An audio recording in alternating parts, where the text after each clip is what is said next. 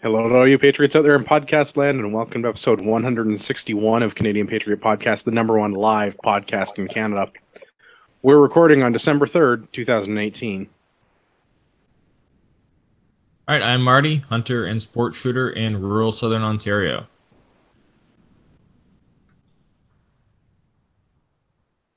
I'm Liberal Tim. I'm a liberal sports shooter and husband and father of three. I'm the owner and operator of Tim's Good T-shirts. They're quite good. I'm also the proud descendant of immigrants, and I'm not very good in a wheelchair. My name is Ian. I'm a target shooter, homesteading prepper, and token westerner.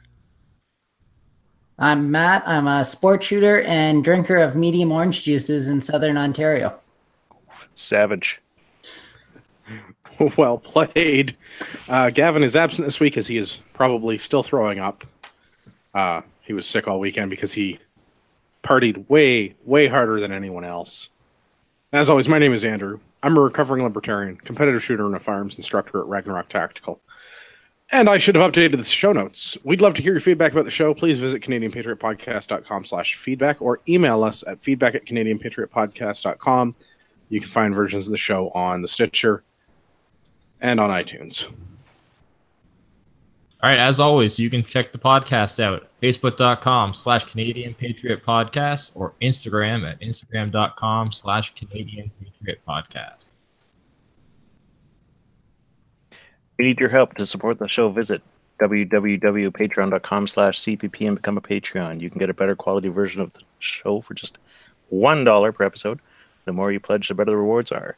Show you're not a communist. Buy a CPP t-shirt for just $19.99 plus shipping and theft. Visit CanadianPatriotPodcast.com. Go to the homepage and follow the link on the right. Okay, it's time for my favorite segment. It's called What Are We Drinking? Every week, Arrowhead Coffee brings us What Are We Drinking? Arrowhead Coffee is owned and operated by Canadian Armed Forces veterans. They love our country, the true North, strong and free, their family and friends. Join Arrowhead Coffee on their hunt for the perfect brew to raise morale and bring that feeling of home to you no matter where you are. A portion of all profits helps Canadian Armed Forces members, veterans, and their families. All right, let's do What Are We Drinking? We'll start on my screen left to right. Ian, what are you drinking? I'm drinking some Chinese jasmine tea because, well, duty calls tonight. All right. Marty, what are you drinking? I have the Crown Royal Salted Caramel tonight with Coke Zero. Ah. I see there's a trend that's going to be happening. Matt, what are you drinking? Bacardi, Oak Heart, and Coke. Nice. Tim, what are you drinking? Crown Royal Black and reverse osmosis water. And I'm drinking Waterloo Brewing's Salted Caramel. I think it's a porter. I don't know. Tastes pretty good. Nice. That would be nice. It is nice. I enjoy it. Let's recap this weekend. A number of panelists, the majority, Ian, were involved in the ugly Christmas sweater shoot at the Sydenham Sportsmen's Association. How did everybody feel about that?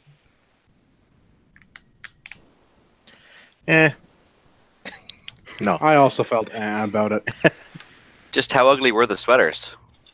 Sweaters? Medium. Are we talking like Bridget Jones's Diaries kind of sweaters? Like, are we like super feminine here, or what's going on? They were, some of them were very vintage. We had two that were very authentic, ugly Christmas sweaters. And we had whatever that monstrosity of a cardigan that Marty was wearing was. That was deeply disturbing. It's glorious. So, not especially to talk a wheelchair with a coach gun.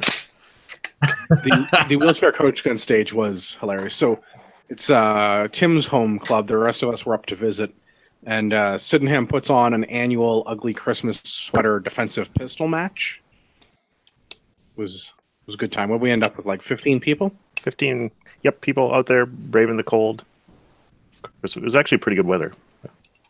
We ran 5 stages, kind of IDPA style match, but a whole lot of goofy stuff. Like we always try to outdo each other. So, yeah, like the shooting a shotgun from a wheelchair. Yes. That was pretty goofy. I got to tell you that Navigating here on the ice and mud was definitely, that was interesting. that was actually pretty good too. Like it gave me a whole new respect for what handicap people have to go through, because like that it really wasn't that bad, but a tiny little bit of ice and a tiny little bit of a bit of a bump, and you're there, man. You're stuck there. Especially when your holster's clacking in the spokes like a baseball card in a kid's bike. Yeah, well, that was one of the things that made me laugh, Tim, is that you recognized that your holster was going to get caught in the spokes prior to the start of the stage. You looked down and went, "Oh, my holster's caught in the spokes. Well, let's go." Yeah, well, sometimes life gives you lemonades. I thought I'd roll with it. You know what I mean? Oh, Are you a high roller, Tim? High roller, low roller. I think it was yourself that you got the interesting rage commands from Jeff as well. You got the "Are you ready?" Yep. Which, yeah. If you ever hear like the RSO's voice ever goes up at the end of a range command, you're probably doing something stupid. almost certain. Yeah. Yeah, it was good. I think that was probably my favorite stage in terms of very unique and just a fun experience to shoot it. Yeah, you'll never do that again. Yeah. What else we had? We had the dynamite roll stage. It's a great historic. Anytime we can talk about the time that I rolled a truck, it's always fun. Yeah. Rolled a truck for sushi. You can give your heart to diseases, but you roll your truck for sushi. And your ass belongs to the core. Well, And okay then. Probably more exciting than the sweater shoot possibly was the first trial match for OPMSL. Yeah, trial match is more what I expected, and I think what we got out of it was trial stage. But Yeah, I trial feel like the trade-off for beer and chicken wings was worth it, because that took a long time to clean up. Yes. But great company. Like, I would rather, can't think of a better bunch of guys to clean up a muddy, snowy, icy, slushy, brass stomped into the ground stage with than you guys. So. No, I'm pretty happy with the OPMSL rules. So for everybody in podcast land that hasn't heard yet, we've done another thing, because I guess our core group of people here in Ontario don't do enough. We started a new shooting league because we didn't like the ones that were available. So we made our own. Take that. We have our own shooting league with hookers and blow. Yes, we can do that. No, wait, that's not it. Pistols and rifles. That's what it is. Yeah, so I missed that part of the stage. Well, that's after the sushi. Are you a platinum member? First you get the guns, then you get the women. Yeah. So we've started the Ontario Practical Multi-Gun Shooting League. Check it out on Facebook, or there's a website, opmsl.ca. We're calling it Op Missile for short, because it sounds cool. It's cool. So yeah, pistols and rifles, 2-gun, and it's very heavily practical defensive style shooting. So we've like cranked the IDPA scoring system up, so dropping mags is going to incur you massive penalties, and you have to carry all your crap around. And bonus points for people that wear body armor and helmets. Or cardigans. Or cardigans. Yeah, it's going to be set up in a way that cardigans. allows for pretty much anybody with a pistol and rifle to come out and play. So if you want to just bring your IPSC stuff or your guns in some pockets and stick stuff in pockets, you'll be able to come play. But if God you want help to if you drop a magazine, if you want to go full mall ninja and wear the plate carrier and the helmet and the whole thing, we have a division for you. We have a division for everyone. How liberal of us. yes, We're so inclusive. Man, there are divisions we don't even have names for yet. yeah, we have 58 divisions, and it's growing every day. Anyone who attends a match will be a winner in their division. Not really. There's 6 divisions, something like that. Yeah. So Yeah, We're division fluid. It'll range. So whatever you've got, you'll be able to come out and play. If you've got a 22, you can play. If you've got, jeans with a bunch of pockets, you can come out and play. And if you've got the full Maul Ninja kit, then we have a Maul Ninja class for you. It's okay. You can come out and play. I'm pretty happy with how the trial ran. The scoring is brutal, which will be amazing because it'll make people not drop crap on the range. Yeah, and we were able to work out a few bugs. We were able to catch a few things in terms of procedures that we want to follow moving forward. So it was definitely it was a good learning experience for us just to see kind of how this rule set works in practical, in practice on the range. In the YouTube chat, Augusto Pinochet has asked if there's going to be a military helicopter stage or division. Yes, absolutely. Yeah, Oilers. You can come out and compete in your 22 with your 22, or you can bring a helicopter. If you bring a helicopter, I get to shoot out of it for at least a little bit. That's putting that in the rule book right now. I mean, there's nothing in the CFO range, range guidelines that says anything against a helicopter. Well, I think door gunner would be a mandatory stage. I think we had that stage at a charity shoot. Didn't we have a door gunner stage? Yeah, with the platform one, right? We definitely had a helicopter stage, yeah. And you had to lay on the platform, or We've had to lay on it and stand on it.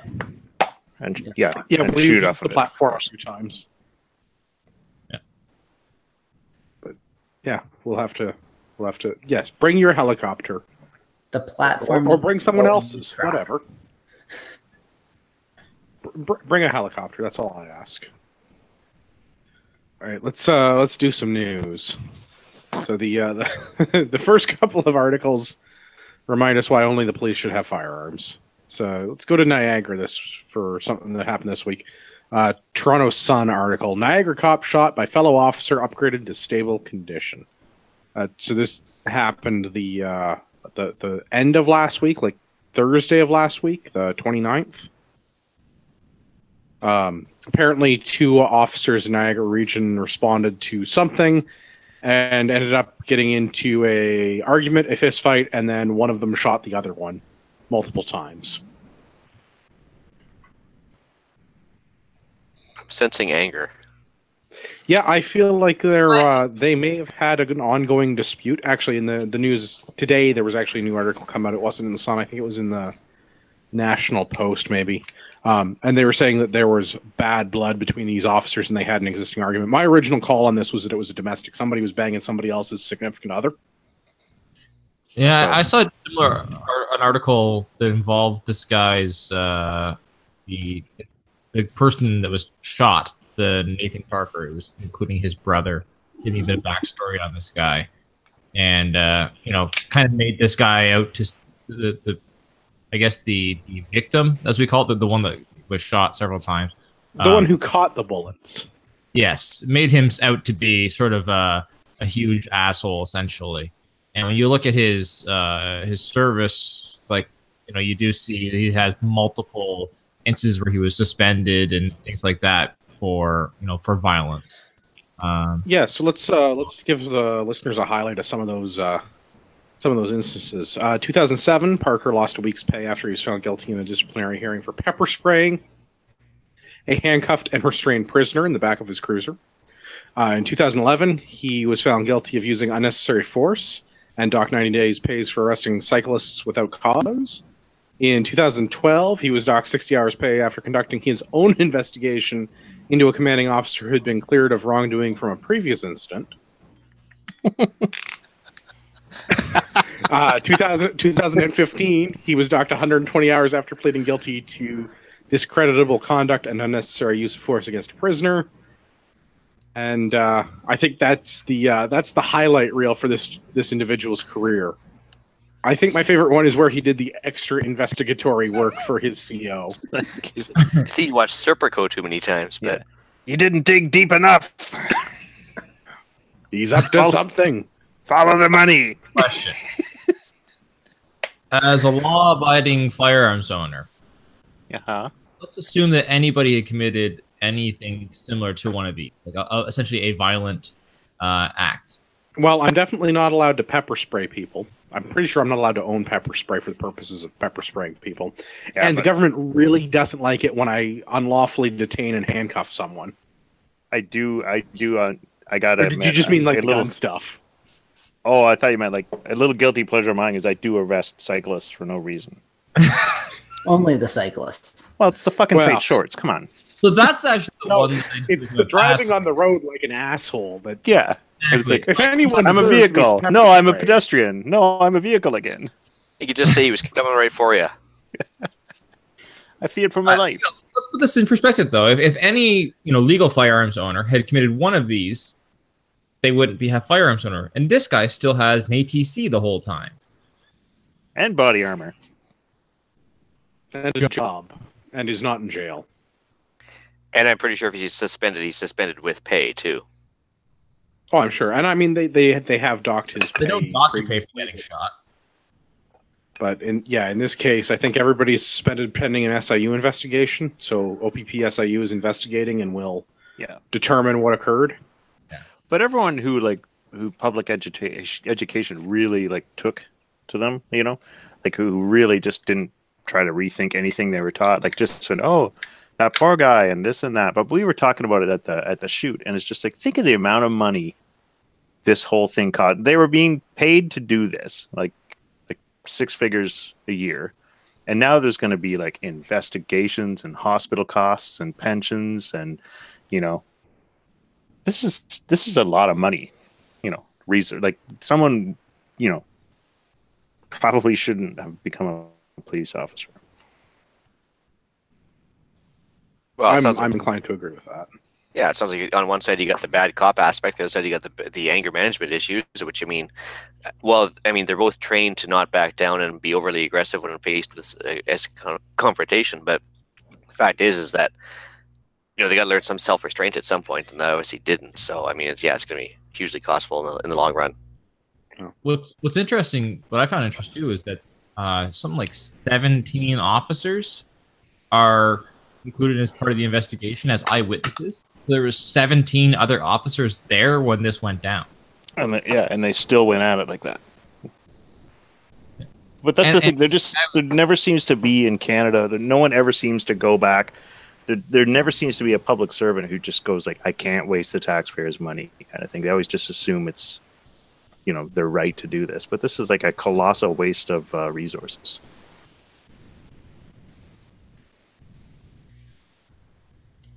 What's the alternative in this case? I mean, the main thing is this recreational nukes. This guy shouldn't have ever been a police officer at this point anyway. But now that this occurred, well, I'm curious to find out more about the detective sergeant that actually was the one that was doing the shooting, because there's not a lot that's been in the media about him as yet. Mm-hmm. So, I understand that Parker is the shootee in this case, the one who was the recipient of the bullets. He, his profile reads like he has been a career jackass, and there are poor examples of individuals in every career, right? That's not a law enforcement only thing. Everybody has that guy they work with that's just a detriment to their whatever their profession is. Yeah, but there's just a quick aside. I don't like that people always assume that police officers can't be like that. Police officers are human beings, and they have, there's always a certain percentage of them that are assholes, just like there are real out of the police force.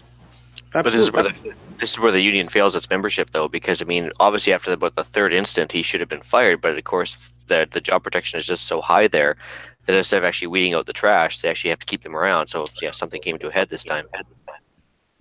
yeah, and it makes the rest of them.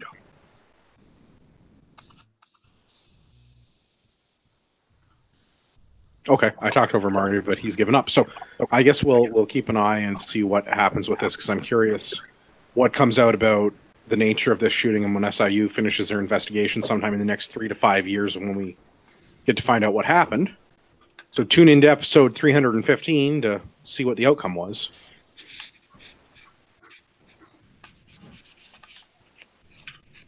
Another article with an example of police officers not living up to the standard of police officering.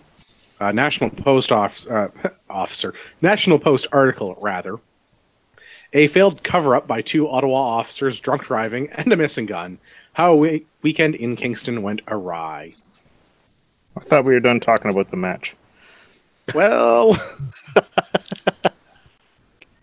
this one's pretty good. And this is another one of those ones. Marty's going to be able to draw a bunch of examples between what you can do as a law enforcement officer and what you can do as a illegal firearms owner in Canada. And this is a bit of a long article, but the short version is some cops went to go party in Kingston with some friends of theirs.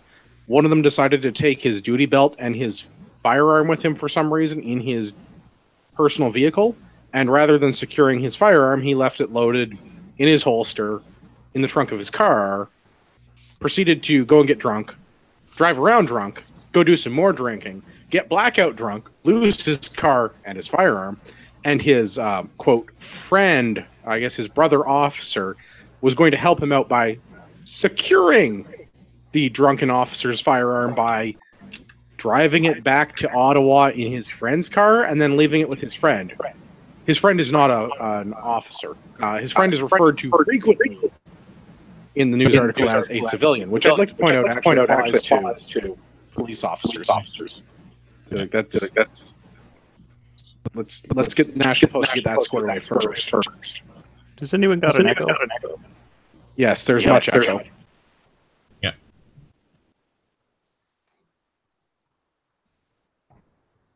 How about now? No. I hear no echo now. I don't know. All I did was mute and unmute because I could hear me saying things. Anyway, Self though, and now it's noisy again. Is it mine then?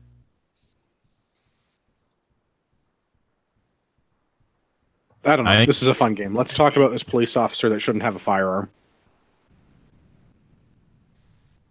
Well, his friend, they were drinking at a bar and they got like intoxicated, and then like his fellow police officer like said, you know, you've had enough, you should go home, kind of thing. And then he went home, but then this officer left and went to another bar. Did he not? Yes, he then drove to another establishment where he continued drinking. And then he passed out in somebody's front, well, what I assume is their front lawn. He passed out in a nondescript location and woke up leaning against a fence. I like to imagine it's against somebody's fence in their front yard, but that's just me editorializing. But this again, like this was years ago. Yeah, this occurred in like 2016. Yeah, 2016, May of 2016. So the 2 officers involved decided they were going to try and cover this up, and then changed their story and went back to their superiors and told them that the car and gun were not actually stolen. They'd actually misled their superiors previously, and they'd gotten drunk and they didn't know where the gun was. And this all stems from an original thing where they were at a location doing training and they were supposed to go back to their home station and secure their firearms, but instead of following that procedure, they decided to just drive directly to Kingston instead with all of their equipment. So they would have had to take their most reasonably direct route, though, right? Well, that's kind of what I wanted to do with this is, let's play the if a law-abiding gun owner did this, what would happen? So if you drove around with your loaded Glock in the trunk of your car and somebody caught you, what would happen? Well, I think a bunch of SWAT team officers would get overtime. Likely. Okay, yeah, that's definitely an outcome. Well, I believe you would lose your firearms license and you would have your firearms confiscated if you weren't able to transfer them to a, friend. Yeah, well, I also think you'd be facing a mild drunk driving charge too. Yep, those are definitely outcomes that could occur. The Firearms Act, the criminal code is actually pretty specific about this. Any person who commits an offense without lawful excuse uses, carries, handles, ships, transports, or stores a firearm or prohibited weapon, restricted weapon or prohibited device, or any ammunition or prohibited ammunition in a careless manner or without reasonable precautions for the safety of other persons, and then it clarifies the punishment section. Any person who commits an offense is guilty of an indictable offense and liable to imprisonment in the case of the first offense for a term not exceeding 2 years. So that's right. If Joe Blow Public does any of those things, leaves a loaded gun in their car, fails to lock up their gun, drives around in a careless manner, like drunk driving with their guns in the car, all of those are chargeable offenses subject to 2 years in prison. So you get 2 years in prison, you'd lose your license. You could lose your license, and you would lose your firearms license and probably get your firearms confiscated or have to sell them. You would more than likely receive a weapons prohibition as a result of this and not be eligible to own firearms for a period of not less than 5 years. I would say you consider yourself lucky if you didn't end up in any speed holes. I heard they're more aerodynamic that way. I suppose that depends on the circumstances at which the law enforcement officer finds the improperly stored firearm. I would imagine, since it was in the trunk of your friend's vehicle, that you're not likely to get shot for it. But you I suppose it could happen. You could get a Glock in the face, couldn't you? If you had a vehicle. Has there ever been an instance of that happening to one of the panelists? Yeah, let's consider the percentage of podcasters on this podcast alone that have had firearms pointed at them while being entirely lawful and transporting on a direct route lawfully. Let alone having random, unlocked, loaded GAT in the trunk. Well, you got to keep your Glock 40 problem solver. I mean, they were going to Kingston.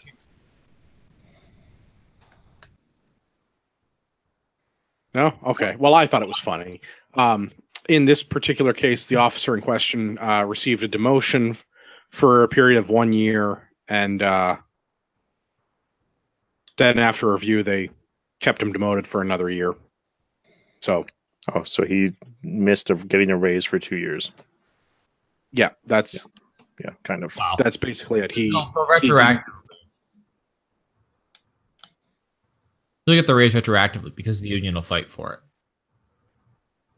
Yeah. So in his case, there's a suspension with pay and a demotion, and that's it. So this is deeply disappointing that there are this caliber of individuals in law enforcement. Yeah. Moral of the story: there's shitty people in every job. I think we refer to it as the 5% rule. It's pretty much in any job. There's always going to be the odd guy there, and you're going to run into him no matter what. It's true. And speaking of the odd guy there, and more law enforcement stuff, National Post article: Rogers ordered to pay $75,000 to employee it asked police to arrest at his office in a show of force. Continuing in the trend of law enforcement individuals showing exceptionally poor judgment in the dispensation of their duties, Rogers Communications has to pay $75,000 in damages to a former employee in Quebec. This one's pretty good. This is like 8 years ago. This finally worked through the court system. So Rogers suspected one of their employees of stealing and selling a Rogers company, like corporate-owned phone on Kijiji. So the Rogers investigative team called the local constabulary, the Montreal police, and asked him to be arrested in a show of force. So 4 uniformed constables and 4 detectives showed up, handcuffed the dude, and dragged him out of the building. That's fine with me. Yeah. Now, does this article say was he excessive? No, that's the best part is that he was never actually found guilty of having committed this theft. Did Rogers specifically tell the police to do that in that fashion, or did they tell him to? They told him to handcuff him, and okay. Well, the Rogers, it's not entirely clear in the article, but the Rogers like internal investigations team specifically contacted the Montreal police and asked them to put on a show. The entire idea being that they were to dissuade other employees in this I think he worked in a call center, from stealing from Rogers. What I'm surprised with is like any police force has that many spare officers, that much spare manpower at any given time to do a show of force like this. I mean, I would think they'd be pretty busy and overwhelmed with other duties. And that's why I brought this up, because it's like it's in the same vein as the like exceptionally poor judgment that we've seen demonstrated in the two previous articles. Like, this is about a $550 Kijiji ad that a Rogers employee allegedly sold a phone to some private investigator that was hired by Rogers, and rather than serving a summons or having him taken to court or giving him counseling or firing him from his job, they called the Montreal police and were like, "Hey, can you guys come into the office and arrest this dude?" And the Montreal police was like, "Oui, c'est bon." After the break, of course. It was a pretty high quality phone. But it's also a $550 like this whole thing's over $500, which is the ridiculous part. So they kick in his door. They luckily did not shoot the doggo, as law enforcement is wont to do in these situations. They probably didn't have guns anyways. Police. You're not allowed a dog at the workplace. So. Yeah, so they went to the guy's place. They took a bunch of his stuff. They took his girlfriend's laptop. They locked his dog in a closet, which, whatever, I'm not sure why. So this went through the court system. This has taken 8 years, but the outcome is that Rogers has to pay $45,000 in something called moral damages, which I'm sure can only be a thing in Quebec, and $25,000 in punitive damages, plus, because Rogers was being dicks, $5,000 to cover a counterclaim filed by Rogers that was deemed to be abusive. So not only did Rogers decide to have this guy hauled out of their building in handcuffs and then fire him from his job, they also tried to like countersue him over this.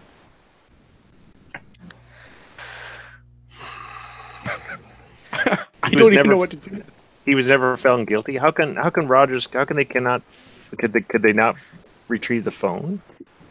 Well, so apparently the phone was through some third party that he was helping the Nasser, the guy that was the Rogers former employee, had suggested to an acquaintance to sell a phone that he was getting replaced, and then they would get the new phone.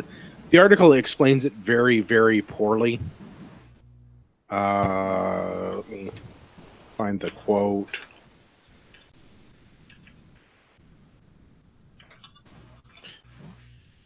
I can't find the quote. Somewhere near the end of the article, it explains how the guy was trying to like help his friend sell his phone while he was getting a new phone, and somehow he was the one that took care of the Kijiji ads, because I guess that was too hard. Okay. Yeah, so this is the line that says that it remains far from clear that the phone was stolen. Ness said he advised an acquaintance who was waiting on a late delivery of a Rogers phone to order another phone and return the first one when it arrived, contending he sold the first phone by Kijiji to cover the ensuing cancellation fee. Yeah, that was the quote that I was looking for. Thanks, Marty. Yeah. So, I'm not entirely sure how you return a phone after selling the phone on Kijiji to recoup the cancellation fee. Like, that stuff doesn't make sense to me. Like, there's something in the language there that I think maybe is not worded right. But in any event, Nasser wasn't found to be in possession of stolen property. He wasn't committing theft or fraud, so I don't really know how Rogers came up with this, but my reason for including the article was more that the Montreal police decided to exercise some extremely poor judgment in this case. Rogers, by the way, has subsequently banned the police from entering their places of work. So that'll solve it. There you go. So Rogers is a bunch of dicks. Police exercise poor judgment in some cases. Yeah, I mean, like, who's surprised here that like a company that is, as a consumer, is a bag of dicks to work with? As an employee, they're a bag of dicks to work for. Yeah, not terribly shocked about that. I did think it was funny that this guy got a bunch of money from Rogers, so Everybody should get a bunch of money from Rogers. Agreed. All right, let's do another one. Customer of theirs, but I think they still owe me money. Well, I wish you good luck on getting that. Last police one. This is kind of somewhere between police and gun news. Ottawa patrol officers arrest suspect with loaded gun. This is in the Ottawa Sun. A 27-year-old Ottawa man faces 8 weapons charges after he was arrested Saturday with a loaded .45 caliber handgun. I wonder if it was a 1911. It's God's caliber. Let's hope it wasn't a SIG P320. So the individual in question is Ahmed Hussein, the subject of a warrant for breach of probation and missing a court date. Shocking. So the police arrested him, and they found the handgun. He faces 8 weapons charges. So it shocks me that a criminal who is on a warrant for breach of probation is not following our gun laws. Yeah, it's. But I don't get that. Shocker. There's nothing. There's no way that he would have been prohibited from owning weapons, or else he wouldn't have had it. Well, or carrying a loaded .45 caliber handgun, which is definitely another thing that you are not allowed to do without a permit from the government that they will not issue your average Canadian. Yeah, I wonder, Ralph Goodale must have issued that for him? Well, I think what would fix this is more gun laws. We should make it illegal for felons to own fire. Wait, no, we already have that law. I don't know. Make it doubly illegal? You should make it illegal for felons to carry firearms. No, we also have that law.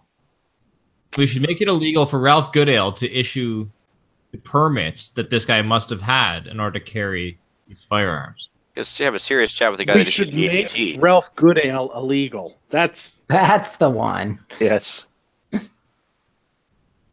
yeah. So criminals surprisingly do not follow our firearms laws. Color me shocked.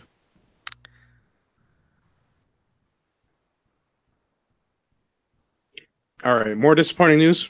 More disappointing news. Let's talk about government motors. I mean, General Motors. I don't know if this is actually really official news, but we have articles from National Post and CTV saying that General Motors is planning to close their Oshawa plant, which will leave 2,800 people out of work. No, this is official. This is GM had announced this. Oh, GM has officially announced this now? Okay, good. Because GM hadn't announced this at the time that I had started reading about it, which was, Monday of last week? I'm relatively certain that GM made this announcement, but maybe I'm wrong. Well, if any of the workers who are getting laid off have anger management issues, maybe they could get a job in the Niagara Police Force. Yeah, the commute from Ajax probably isn't great, but I bet you could relocate. Yeah. Yeah, just throw your shit in your trunk and drive home. Have a few beers. Trunk. Back of your buddy's trunk. That's right. Well, back of you get your friend to put it in his friend's car. Yeah. And then go bar hopping. Right. I bet you they won't use the GM car, though. No, nobody uses GM cars. Oshawa plant's going to close. 2,800 people are out of work. GM is a bag of dicks, and we'll get back to why I dislike them as much as I dislike Rogers in just a moment. But the first part is, I don't have an article for it, but I was listening to a piece on some mainstream media outlet, and the president of Unifor said this is Doug Ford's fault, and what did he call him? He called him a piece of shit, I think, or a bag of shit, something to that effect. Yeah. He used an expletive to describe the premier, because apparently this is somehow Doug Ford's fault that GM is closing. Because the previous decade of mismanagement for business taxation and everything else had nothing to do with it. Well, and so we should talk about the taxation and why this is likely happening. And again, I don't have a link, but I was reading on an American source that the president of General Motors has been heavily lobbied by Barack Obama to move production into a district in the United States that I think is in the Michigan Detroit area for some some upcoming Congress critters run for Congress in the U.S. So this is supposed to be a jobs building measure in Michigan for a Congress critter, so that they're going to put Canadians out of work because GM is a bunch of cunts, which I'll get to in a moment. Well, interesting enough, so GM threatens to pull out of the U.S. and the first thing Trump does is say, "Well, pay us back the money we gave you in 2008." And sure enough, Trudeau says nothing, and they're like, "Hey, great! So he's okay with it. So let's pull out." So of course, you get one guy puts his foot down, and they actually toe the line. And the other guy just is very passive about it, and sure enough, we lose the jobs. Well, and this is why I dislike GM. So we spent in 2008, the government of Canada spent like $9.5 billion bailing out Chrysler Canada and General Motors. The Americans gave them even more money for their U.S. conglomerates, and of course the auto sector in North America and Canada and the U.S. is heavily integrated because they built plants and manufacturing on both sides of the border, and they just ship stuff back and forth. But we have been paid back all of our investment as taxpayers from General Motors, and the government has managed to lose $3.5 billion on that bailout deal. So we're not getting money back, and the Canadian taxpayer is out $3.5 billion because of our government's mismanagement, which people have criticized us before. This is a Stephen Harper fuck-up, because the bailout was done under Stephen Harper. We shouldn't have bailed these people out in the first place. And the fact that we did, and we failed to federalize or nationalize this business, even though we're a majority stakeholder, this was a mistake of the Harper government. We shouldn't have been bailing them out. And if we were, we shouldn't have been letting them keep running their business the way that they were. Yep. Yeah. P.S. I drive a Ford. Ultimately, Ford didn't get bailout money, did they? They're struggling. Ford did not get bailout money in either country. Sorry, go ahead, Marty. I'm walking all over you. I mean, like, the reason why they're struggling, there's a lot of factors, and I mean, that's not, we can't tie any one thing into this plant closure. But in terms of when they're trying to decide what plant to close, I mean, as a citizen in Ontario, you look at what our energy costs have done in the last decade, and as our energy costs have gone up 4 times, so is that for a plant in Ontario, and as our taxes have gone up in Canada, so has that of that plant. And so generally doing business, especially in Ontario, but in Canada in general, it's just not prosperous to do business here. Like, it's we're forcing these companies out, and it's not surprising to see that the Canadian plants are the ones who are going to take the hit here. It's far more expensive to do business here or manufacture in Canada, in Ontario, than it is elsewhere in North America. Well, and Unifor can take a look in the mirror on that one as well, because the unionized employees have made themselves so uncompetitive in North America that, yeah, no surprise they're pulling out as well. And so, I mean, instead of actually looking in the mirror, he's actually blaming Rob Ford, which is a complete, red herring on that one. Yeah, the Unifor president doesn't seem to have a grasp of reality, though. Yeah, when you look at, let's look at Michigan. You look at a union worker in Michigan versus a union worker in Ontario. The cost for that worker is vastly different. Well, that's the thing. Like, Unifor just raises wages, more money, and then eventually, like, when it's not feasible to have that job anymore, they're just like, well, how dare you stop paying us? And it's just, yeah.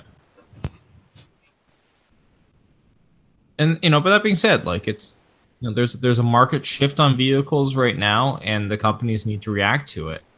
I think that's a big problem with GM is they're not. Yeah, GM is still heavily focused on sedans, and sedans don't sell in the North American market. Yeah. But GM has also wasted, untold billions, and this is primarily in U.S. R&D, but GM has wasted untold billions of dollars in the development of electric and hybrid vehicles. Right, the cost of a Volt, and I don't have the Canadian numbers, but in the U.S., the production cost of a Volt electric car is approximately $160,000. The drive it off the lot price is approximately $40,000. The difference is subsidized entirely by the U.S. government, which has a majority share of, I forget if it's 61 or 71%, it must be 61% of General Motors' U.S. operations. how is the U.S. government the majority shareholder of a failing car company that makes cars, that sells them, and has the government subsidize 2/3 of the manufacturing cost? Weren't they behind the EV1 car as well, like the other failed one? Or was that a different company? I think that was GM. Yes, 100%. Yeah, so that was like another multi-billion-dollar investment in the EV1. They ended up recalling all the cars and crushing them. They just did it was an abject failure. Well, and that's. I mean, there are a myriad of issues with GM, and a lot of it is the failure to react to the market demands because people don't want sedans, and GM keeps making sedans. Right. This is why the Aztec might be why they shelved the Pontiac line, but also Pontiacs no longer exist. Hey, don't forget the Prowler. Oh God! It equally was a terrible vehicle. Oh, there's been a lot of terrible vehicles, but GM just has a track record of terrible vehicles. I mean, and they have a track record of wasting a lot of money on R&D. Yeah, They love the D. No, I mean, this is true for all of the North American auto manufacturers, though, as well. Like, it's not like this is a GM specific issue. But I mean, no, it's just that GM has the most of my tax dollars in bailouts, and I mean, the big they're the most three, right? Well, that's the thing, is the big three, or more accurately, the last three big auto manufacturers in North America receive so much government subsidies and so many tax deferrals that, like, if they were any other industry, they would be bankrupt by now. But they're getting so much government money to keep operating because they're too big to fail or whatever other nonsense. I'm okay. Like, it sucks for these 2,800 people in Oshawa, and it's going to suck for everybody else in Oshawa that relies on these 2,800 people, right? Because like a plant closure that affects 3,000 people doesn't affect 3,000 people. It also affects all of the Tim Hortons employees and people flipping burgers and clothing retailers and LCBO employees and daycare everything providers, else. the local pub. Yeah. Right. So like, Oshawa suffers. These 3,000 people really suffer. It's the skilled. There's a lot of skilled trades that support a factory, in terms of, you know, machine shops and welding shops that are providing tooling, they're providing services, robotics, like the local robotics companies that are doing the programming, because none of that is done internally. That's not done. Like there's all kinds of skilled technical labor that surrounds a factory like this. So, I mean, plus you have to deal with all the suppliers and other vendors that are supplying this plant because of the way that they do the manufacturing. Hardly anything is actually built in-house. This is like, assembly lines are really that, right? Like, they assemble things. They don't actually do the manufacturing for most of the components. Well, the problem is just you saw the same thing happen with the Bombardier over and over again, of course, on various aspects, but they had the C-Series jet. They spent billions developing. We subsidized the hell out of it, and also they sold it all off to Airbus at 10 cents on the dollar. And right now, because it's a conservative jurisdiction right now in Ontario, I think zero fucks will be given. Just because, I mean, Trudeau doesn't care if the jobs get lost in Ontario. No, and I would argue that Trudeau doesn't care if the jobs get lost anywhere. Look at what's been going on in Alberta the entire time that he's been in office. And now let's talk about quickly about the effects of the NAFTA on this spending. Prior to NAFTA, where we demanded, otherwise there was terror of supply if the vehicles were manufactured outside of Canada. That's when we had things like Mercury, which is the branding that Ford would use, for example. There was a Ford that you could buy in the States, or you could buy the Mercury in Canada, and the Mercuries were all manufactured here. They were manufactured in this country. Otherwise, they had to pay tariffs. We took away these tariffs with NAFTA, and what has that done? That's funneled the jobs out of our country into the U.S., into Mexico, into countries where the cost of manufacture is lower than us. Like free trade agreements, they work as long as you have a similar cost of manufacture. But as soon as you have a free trade agreement with a country that is a dissimilar cost of production, you're going to, over time, funnel all of your jobs into that country. Who was the original free trade? Was that Mulroney? Yes, it was. Okay. Free trade? So. Yeah. Yep. No, it was Chrétien. NAFTA was Chrétien. Wasn't it?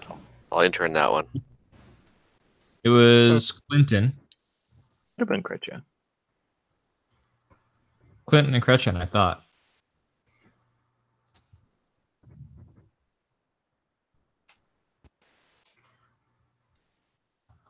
Oh, it says Mulroney, 1994. Already? Came into Alright. effect January 1st, What year? 1994. Oh, okay. So it was just the end of Mulroney. All right, let's do another one unless anybody else has anything to say about government motors.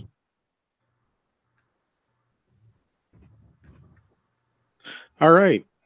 We've got a journalist, air quotes, that wants to talk about gun control.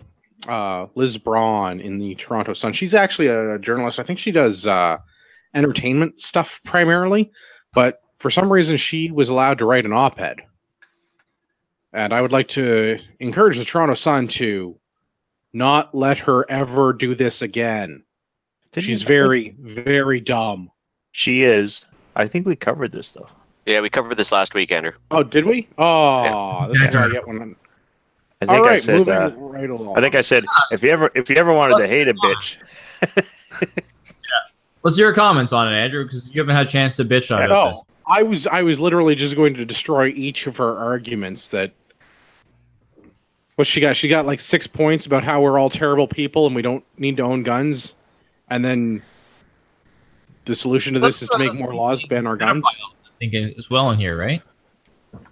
Sorry. Wasn't there something in here about us being like pedophiles?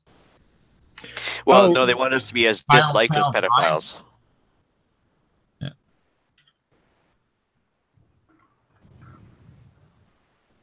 Child brides. That's what it was. It was equating gun ownership with some of the child brides. Yeah, that's what it was. Yeah, it's very well reasoned arguments. That's what I'd say. Yeah, very, very, very well reasoned. So I guess So if I just hit this quickly and then listen to last week's show to hear what you guys had to say, handgun ownership is increasing across the country. Yes, that's a statistic. Yay. Gun registry isn't really working. Well, you're an idiot and you're wrong. And I don't care what she says about the RCMP and the local cops not. Yeah, so what the chiefs of police and the RCMP say, I don't care. Like, the Canadian Firearms Program costs a lot of money and it works exactly as designed. It's a pain in the ass for law-abiding firearms owners. The police already know we have licenses because we have licenses. This non sequitur about the police saying licensed owners sell weapons to criminals and others is on the rise. Not factually accurate. The rate of straw purchases and illegal sales is not increasing, at least not according to the RCMP. I don't know what the others are that she's talking about sales between other licensed gun owners. Like, this is very poorly written. She is not a good author. Licensed gun owners are not all good guys. Well, you're, again, demonstrably wrong because Canadians that have firearms licenses are statistically the most law-abiding segment of Canadian society. Again, well, we did a nice nice expose on police earlier in the show. So I don't know what this emotionally driven argument that she has is about. Like, do you really want to argue your God-given right to have fun at the range when kids are getting shot on the playground? Yes, I do, and you're more than welcome to come and sit on my podcast and explain to me how my God-given right to own firearms is somehow at odds with gangbangers shooting children on playgrounds, because I'm not shooting gangbangers on playgrounds. Children, rather. I'd happily shoot gangbangers, playgrounds or otherwise. Again, most law-abiding segment of society. So if you want to get on my podcast, CPP or CanadianPatriotPodcast.com/panelists, apply today. Because I do want to argue about that, because you're stupid and wrong. This is demonstrably false. My God-given right is not to have fun at the range. My God-given right is to shoot people that need to be shot. Some people need to be shot. This is why I own guns. This is not the reason that we say we need to own guns when we apply for the permit with the government, but the long and the short of it is this is why we have firearms, is because it's the most effective means of leveling the playing field between people of disparate size and force. I can shoot anyone regardless of how much physically stronger they are than I am. Yeah, every police officer has at least one gun. So, 'Cause- yes, 'cause I do they want to work. argue about that, and you're welcome to come and join my podcast and argue with me about it. Did someone say rifles? Well, I thought we were talking about handguns because that's what she said earlier in the article, because the problem was handguns in urban centers, not farmers with long guns, although she seems to misunderstand that too, because since the dismantling of the long gun registry, she then says police instead of shotguns have made a comeback and force with criminals. Well, you can't have it both ways. Also, P.S. They haven't. Look at Stats Canada. Despite statistics of umpteen studies prove keeping a gun in the house for self-protection, not a reason to legally own a firearm in Canada, FYI, increases the chance of homicide, not the bad guy, or suicide on your roof. People insist that they need a gun to defend themselves. No, that's not true. Your chance of suicide by firearm does increase by having a firearm readily available. The overall ability of someone to commit suicide, the rate of suicide does not change whether a firearm is present or not. Yeah, Again, science. Yeah, I kind of guessed last week that it's possible that attempts of suicide with a firearm are more successful, and therefore they seem more prevalent. Whereas everyone else gets a trip to the hospital. Yeah, so she clearly quotes existing firearms laws and doesn't understand how it works. We're not allowed to legally own firearms for self-defense in this country. The government will not issue a permit in the majority of cases for that. Yes, some of them exist, ATCs, etc. There are exceptions, but in general, the average Canadian who has a firearms license can't keep a gun for self-defense in their home. So when she talks about unloaded, rendered inoperable by a locking device or whatever, great journalism. Love it when journalists say or whatever as part of their argument. I like behind a secure locked door. Umpteen is also good. Yeah. Behind a secure locked door, not near ammunition. How does that all work? Do you ask the crazy, bloodthirsty home invasion individual to hang on a minute while you get your weapon? Yes, that's the way that all works in our country. And I would prefer that it didn't. Because if somebody breaks into my house intent to rape my dog and kill my wife, I would much rather be able to shoot them. And we have a means to do that because the Canadian firearms laws are so poorly written that I'm allowed to keep a magazine and the gun in the secure locking device together. And I'm very good at putting the two together. But the thing is, at this point, you're so angry at her, you're not thinking rationally. And really what she's doing there, whether she's aware of it or not, she probably isn't because she seems like she's a basket case, is she's arguing against safe storage. Well, she's saying safe storage puts you in danger. Safe storage doesn't work because we should be able to shoot. Like, this woman is unhinged. Which leads me to her last point. Speaking of unhinged, we need to change... we need gun ownership to be right up there with drunk driving and child brides for popularity. No, we don't. We need more people in this country to obtain firearms license because, again, people with firearms licenses in this country are statistically the most law-abiding segment of society. We should have more people with guns legally in this country. We would be a better society for having that. So, in summary, fuck you, Liz Braun. Sorry, carry on. No, I was going to say, already we have more people with firearms than there are playing hockey in this country. So, I mean, more the better, of course. But yeah, she doesn't seem to realize how prevalent it is, for sure. I mean, and you can certainly legally keep a firearm handy, ready for predator control. Doesn't have to be a thing, but that's one of the reasons we have locked doors, is to allow you time to prepare for that home invasion. If anything that slows them down for 30 seconds or more is great. Yes, well, then we should talk about how to slow people down from entering your house at some point, because there are some things we can do. Caltrops. I was actually going to talk about making firemen mad, but we should do that at some point. Skipping the next article because other Andrew's not here and it was his story. Last thing for tonight, global news, big shock. Each irregular migrant costs the Canadian government between $10,000 and $34,000.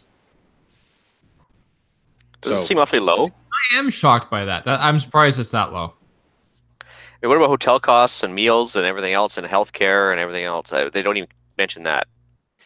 I remember the articles a couple of years ago, and there's like, we've been in this hotel room for 7 months. It's just like, damn. Yeah, as someone who stays in hotels regularly, that is a significant bill. Always more tax money.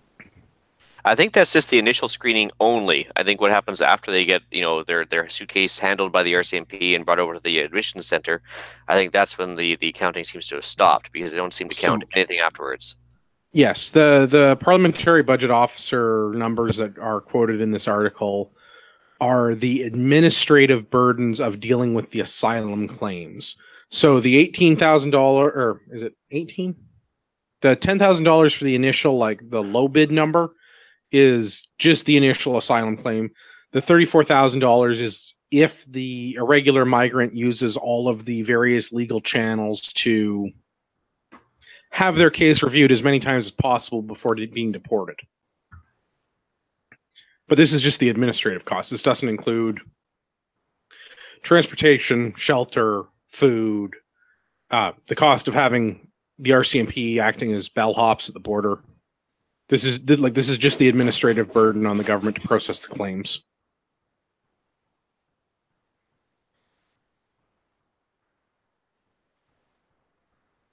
Very disappointing.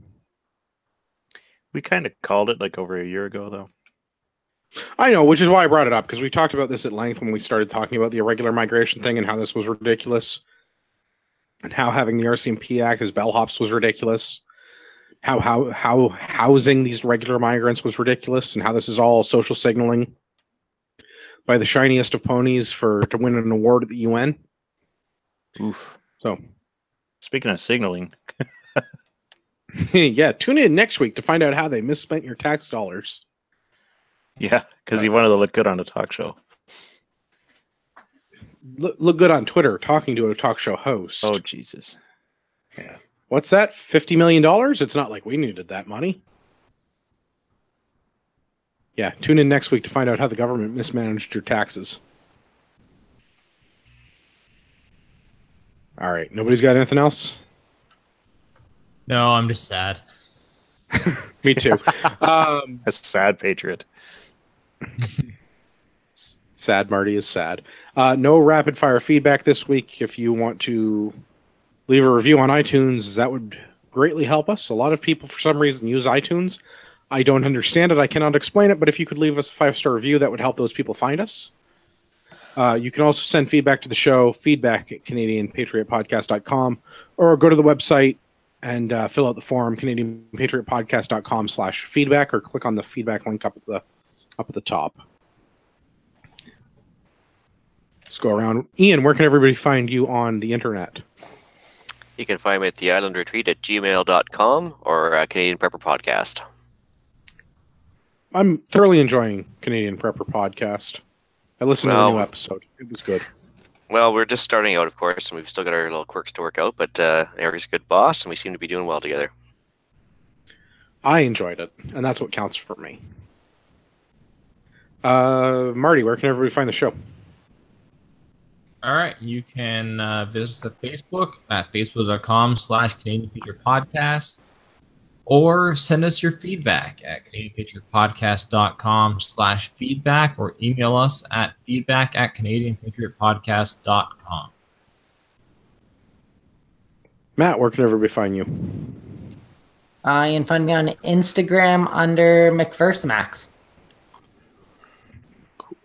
Tim, where can everybody find you? You can find me at facebook.com/Tim'sGoodT-shirts. All right. As always, my name is Andrew. I'm your host. You should buy stuff from Ragnarok Tactical. We sell first aid supplies and firearms and tactical accessories. You should buy first aid supplies, firearms, and tactical accessories. Those are things that you need in your life. Trust me. They're things that you need, and I need you to buy them. I have a lot of stuff in inventory right now. Actually, I just got a huge order of Warrior Assault System stuff, so if you were looking for something from Warrior Assault Systems, it's probably back in stock, so this is a really good time to buy a plate carrier, because Grey Ghost Gear probably had a really good sale on for, Black Friday. So they had really nice plates on for like $170. So now that you have plates, you need something to put your plates in, you should buy a Warrior Assault Systems plate carrier. If you don't like that, we also have 511 plate carriers. I got an answer for everybody. So buy some stuff. It's good for you. Helps them put the kid through college. Do we have to do something else? Oh, yeah. I have to apologize to Rod Giltaka. We already have somebody on from BC this week, and the rule is only one BC person per week per panel. So, sorry, Rod. Maybe next week. For all of our listeners out there in podcast land, I would like to remind you that you are the true North, strong and free.